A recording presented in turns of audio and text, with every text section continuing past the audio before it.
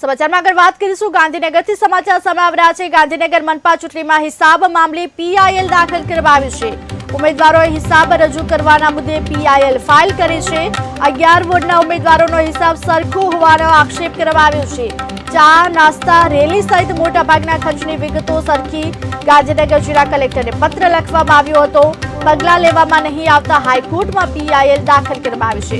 ઉમેદવારોના હિસાબમાં ગેરરીતિ હોવાના આક્ષેપ કરવામાં આવી રહ્યા છે। જોકે પગલામાં નહીં લેવામાં આવતા હવે હાઈકોર્ટમાં પીઆઈએલ દાખલ કરવામાં આવ્યું છે। ઉમેદવારોના હિસાબમાં ગેરરીતિ હોવાના આક્ષેપ કરવામાં આવ્યો છે। કલેક્ટરને પત્ર પણ લખવામાં આવ્યો હતો। ખર્ચની વિગતો સરખી લઈને ગાંધીનગર જિલ્લા કલેક્ટરને પત્ર લખ્યો હતો। જોકે હવે આક્ષેપ કરવામાં આવ્યા છે। ઉમેદવારોના હિસાબને લઈને આક્ષેપ થયા છે, ત્યારે હાલ પીઆઈએલ પર ફાઇલ કરવામાં આવી છે। ઉમેદવારોએ હિસાબ મામલે જોકે હવે પીઆઈએલ ફાઇલ કરી છે। ચૂંટણીમાં હિસાબ મામલે પીઆઈએલ દાખલ કરવામાં આવ્યું છે। ગાંધીનગર મનપા ચૂંટણીમાં હિસાબ મામલે પીઆઈએલ દાખલ કરી છે। ઉમેદવારોએ હિસાબ રજૂ કરવાના મુદ્દે પીઆઈએલ ફાઇલ કરી છે। 11 વોર્ડના ઉમેદવારોનો હિસાબ સરખો હોવાના આક્ષેપ થયા છે। ચા નાસ્તા રેલી સહિતના મોટાભાગના ખર્ચની વિગતોને લઈને કલેક્ટરને પત્ર લખ્યો હતો। ગુજરાતમાં ખાસ કિસ્સા તરીકે અમલમાં આવેલી ગાંધીનગર મહાનગરપાલિકાની છેલ્લી ચૂંટણીઓમાં આ હિસાબ બાબતે ગેરરીતિ થઈ હોવાના આક્ષેપ સાથે ગુજરાત હાઈકોર્ટમાં પીઆઈએલ કરવામાં આવી છે।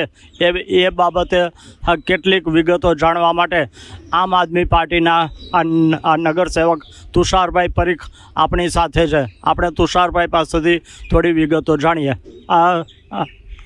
પરીખ સાહેબ, આ બાબતે પીઆઈએલ બાબતે આપનું કહેવાનું શું થાય છે? હકીકતલક્ષી જો જવાબ આપું હું તો મહાનગરપાલિકાની ચૂંટણી પછી ભાજપના તમામ ઉમેદવારોએ ચૂંટણીમાં જે હિસાબ લખ્યો હતો એ હિસાબની અંદર ખૂબ ગેરરીતિઓ જોવા મળેલી। તે કારણોસર આપણે 16/2/2022ના રોજ કલેક્ટરશ્રીને એટલે મુખ્ય ચૂંટણી અધિકારી એમને આપણે અરજી કરી હતી કે ભાજપના તમામ ઉમેદવારોના ખર્ચા એક સમાન છે, તો એના ઉપર આપ યોગ્ય પગલાં લેશો। પણ આટલો સમય વીતી જવા પછી 2.5 વર્ષ થઈ જવા છતાં પણ તેના ઉપર કોઈ પણ જાતના પગલાં નથી લેવામાં આવ્યા, એટલે આપણે આ વખતે હાઈકોર્ટનો દ્વાર ખખડાવેલ છે।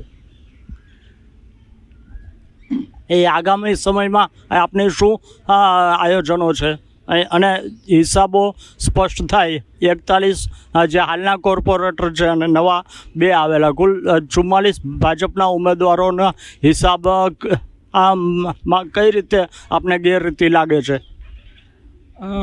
એકચ્યુઅલી 44 ભાજપના કોર્પોરેટરો 44 જણા લડ્યા હતા। એમાંથી 41 લોકો ભાજપમાંથી, 2 કોંગ્રેસમાંથી અને 1 હું આમ આદમી પાર્ટીમાંથી અમે વિજય થયેલા। એમાં 41 જણાના ખર્ચામાં એનું જે મુખ્ય ટોટલ હોય એ મુખ્ય ટોટલ 1,33,000 સમથિંગ દર્શાવવામાં આવેલું છે, જેનું ટોટલ કરતાં સમજાય છે કે એ હકીકતમાં 1,70,000ની ઉપર છે। હિસાબમાં મુખ્ય ટોટલમાં ગેરરીતિ છે। તમામ લોકો તમામ ઉમેદવાર એક જ જગ્યાએ જમવા જાય છે, તેમના ત્યાં એક જ વ્યક્તિ કામ કરવા આવે છે, તેમના ત્યાં એક જ બિલ્ડિંગનો ઓનર છે, એટલે લોજિકલી રીતે શક્ય નથી। જવાબ જ્યારે એમને પૂછવામાં આવ્યો ત્યારે એમને કીધું કે અમે ખર્ચો સેન્ટ્રલાઇઝ કરેલો છે। હવે સેન્ટ્રલાઇઝ કરેલા ખર્ચાની અંદર કદાચ ડિવિઝન પૈસાનું થઈ શકે પણ કામનું ના થઈ શકે, મારું એવું પોતાનું અંગત માનવું છે। કારણ કે સાફ સફાઈ કરવાવાળા જ એક જ વ્યક્તિની એટલી તાકાત નથી કે એવો કોઈ સુપર હ્યુમન નથી કે દરેક જગ્યાએ એક જ જતું હોય, બરાબર? એક જ વ્યક્તિ પાણી આપવા માટે આખા ગાંધીનગરમાં એક જ વ્યક્તિ આવે છે, એ લોકો ચા પીવા એક જ જગ્યાએ જાય છે, એ લોકોના રેલીના ખર્ચા સમાન છે।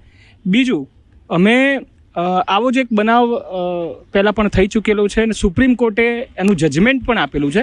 એ જજમેન્ટને અમે આ પીઆઈએલ સાથે અટેચ કર્યું છે અને તેની અંદર પણ દર્શાવવામાં આવેલું છે કે ચૂંટણીનો ખર્ચ છુપાવવો કે તેને ખોટો દર્શાવવો એ સભ્યપદ કેન્સલ કરી શકે છે। હવે ખોટો દર્શાવવો કઈ રીતે કે જે અમે તમને આગળ વાત કરી એવી જ રીતે કે એનું હિસાબ જ ખોટો છે, એનું મુખ્ય ટોટલ ગ્રાન્ડ ટોટલ છે એ ખોટું છે।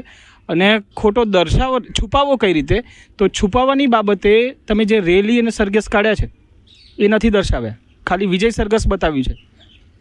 પછી જ્યારે સ્ટાર પ્રચારકો આવેલા છે, સ્ટાર પ્રચારકો વખતે જે ખર્ચો થયો છે એ તમે નથી બતાવ્યો। તમે કદાચ હું માનું છું ત્યાં સુધી ડિપોઝિટ ભરી હતી એ પણ નથી બતાવી। એટલે સુપ્રીમ કોર્ટના જજમેન્ટ પ્રમાણે જે બે મુદ્દાઓ છે, ખર્ચ ખોટો દર્શાવો કે છુપાવો, એ બંને આની અંદર ફલિત થાય છે. એટલે એક રેફરન્સ તરીકે એ જજમેન્ટને અમે લોકોએ મૂકેલું છે અને માનનીય હાઈકોર્ટ જોડે અમારી એવી અપેક્ષા છે કે આ બાબતને એક જજમેન્ટ સ્વરૂપે તાત્કાલિક જાહેર કરે અને એક યોગ્ય ગાઈડલાઈન પણ રજૂ કરે. આભાર. 44 ઉમેદવારોએ આપેલા હિસાબો અને એ બાબતે આપેલા સોગંદનામા પણ ખોટા કરવામાં આવ્યા હોવાનો આક્ષેપ તુષારભાઈ કર્યો છે. આ બાબતે હવે આગામી સમયમાં શું પગલાં લેવામાં આવે એ જોવું રહ્યું. અબ્દુલ કાદિર સિંધી સાથે મિલન વ્યાસ, KTV, ગાંધીનગર.